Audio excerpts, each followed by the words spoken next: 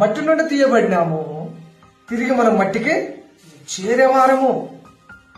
మట్టి గురించి ఆలోచన చేస్తే యేసుక్రీస్తు ప్రభు ఒక పాపాత్మురాలైన స్త్రీ లేదా విచారమందు పట్టబడిన ఒక స్త్రీని తరుముతూ వస్తున్నప్పుడు యేసు ప్రభువు ఆ నేల మీద ఆ మట్టిలో రాస్తున్నాడు. ఆ మట్టిలో ఆయన రాస్తూ ఉన్నాడు. అక్కడున్న ప్రజలందరూ అనుకున్నారు, నా పాపములు రాస్తున్నాడు అని అనుకున్నారు. ఎవరైతే ఆ స్త్రీ ఉందో ఆవిడ కూడా నా పాపములను రాస్తున్నాడేమో, నేనేదో రాస్తున్నాడు అని.